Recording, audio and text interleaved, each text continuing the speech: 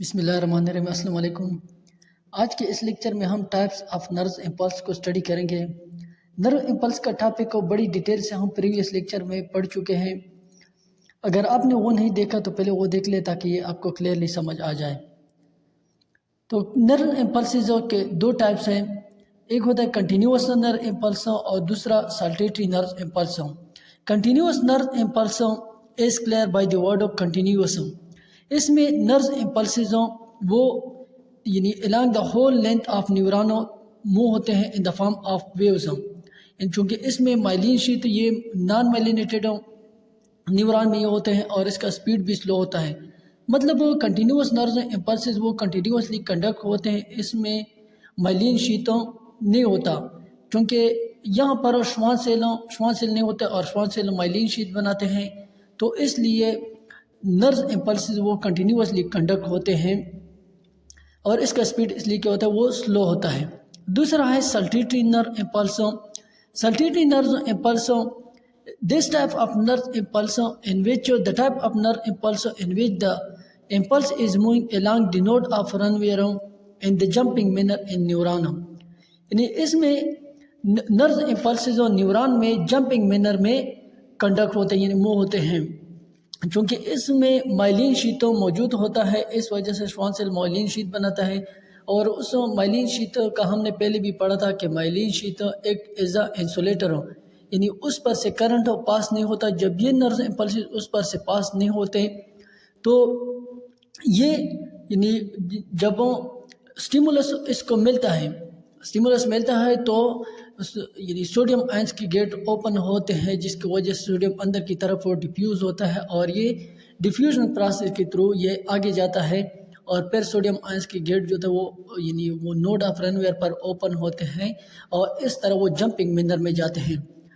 اس وجہ سے it occur in myelinated neurons because the myelin sheath is impermeable to sodium and potassium ion, کیونکہ اس میں مائلین شیت موجود ہوتا ہے اور ہمیں پتہ ہے کہ سوڈیم اور پوٹاشیم آئنزوں یہ مائلین شیت پر سے وہ ڈیفیوز نہیں ہوتے اندر، so it prevent ionic exchange along the length of neuron fibers. تو ڈیئر اسٹوڈنٹ، ابھی یہ پولرائزیشن یعنی ریسٹ کنڈیشن میں ہے اور نرو امپلسز ابھی تک اس کو نہیں ملا ہے۔ جیسے اس کو nerve impulses for example cold یا ٹمپریچر کا کیا ہوتا ہے، یعنی وہ نرو امپلس ملتا ہے تو اس دوران کیا ہوتا ہے سوڈیم آئنوں اندر کی طرف ڈیفیوز ہوتے ہیں۔ جیسے ہی سوڈیم آئنزوں اندر کی طرف ڈیفیوز ہوتے ہیں تو اندر کیا ہوتا ہے، اندر پازیٹیو چارج ہوتا ہے اور باہر نیگیٹو چارج ہوتا ہے، یعنی اس کو کیا کہتے ہیں ڈی پولرائزیشن۔ اور اس طرح کیا ہوتا ہے جب اس پر سے یعنی اس طرح نرو امپلسزوں پاس ہوتے ہیں تو پیچھے کیا ہوتا ہے، یعنی اس طرح ری پولرائزیشن مینز یہ اپنی ریکوری سٹیٹ میں آ جاتے ہیں۔ ری پولرائزیشن مینز جس طرح پہلے یعنی جب اس کو سٹیمولس نہیں ملتا تو اندر نیگیٹو چارج ہوتا ہے نا، اور جیسے اس کو سٹیمولس ملا تو اندر کیا ہو گیا سوڈیم آئن اندر کی طرف ڈیفیوز ہو گئے تو اندر پازیٹیو چارج ہوتا ہے اور باہر نیگیٹو چارج ہوتا ہے، اور جیسے کہ یعنی اس کو ڈی پولرائزیشن کہتے ہیں۔ اور جب اس پر سے یہ نرز امپلسز پاس ہوتے ہیں تو دوبارہ یعنی پیچھے یہ ریکوری سٹیٹ یعنی اپنے اوریجنل پوزیشن میں آ جاتے ہیں، یعنی اندر نیگیٹو چارج ہوتا ہے دوبارہ اور باہر پازیٹیو چارج ہوتا ہے، جس کو ری پولرائزیشن کہتے ہیں۔ اور اس میں نرز امپلسز جو کنٹینیوسلی کنڈکٹ ہوتے ہیں، کیونکہ اس میں مائلین شیتوں موجود نہیں ہوتا، اس وجہ سے وہ کنٹینیوسلی کنڈکٹ ہوتے ہیں۔ اور دوسرا ہے سلٹیٹری نرز امپلس۔ سلٹیٹری نرز امپلس میں کیا ہوتا ہے کہ اس میں نرز امپلسز جو ہوتا ہے وہ جمپنگ مینر میں موو ہوتے ہیں، کیونکہ اس میں مائلین شیتوں موجود ہوتا ہے، دس از مائلین شیت۔ اور مائلین شیت کا ہمیں پتہ ہے کہ myelin sheath act as a insulator, مطلب اس پر سے کرنٹ پاس نہیں ہوتا، یہ نرز امپلسز اس پر سے پاس نہیں ہوتے۔ تو جیسے ہی اس کو سٹیمولس ملتا ہے، فار ایگزامپل یہ سٹیمولس اس کو ملتا ہے تو فوراً ہی کیا ہوتا ہے نرز امپلسز جنریٹ ہوتے ہیں، اور یہ نرز امپلسز اندر کی طرف ڈیفیوز ہوتے ہیں، تو اندر پازیٹیو چارج جو زیادہ ہوتا ہے نا، تو جب پازیٹیو چارج زیادہ ہوتا ہے تو یہ نرز امپلسز یعنی ڈیفیوژن کا ہم نے پڑھا ہے کہ اس سے پہلے کہ ڈیفیوژن کیا ہے، the movement of molecules from area of higher concentration to area of lower concentration. تو یہاں پر پازیٹیو چارج جو زیادہ ہے اس وجہ سے وہ تیزی کے ساتھ یہاں پر ڈیفیوز ہوتے ہیں، اور یہاں پر سوڈیم آئنز گیٹ وہ بھی اوپن ہوتے ہیں، وہ بھی اندر کی طرف وہ ڈیفیوز ہوتے ہیں. تو اندر پازیٹیو چارج ہوتا ہے اور باہر کیا ہوتا ہے وہ نیگیٹو چارج ہوتا ہے.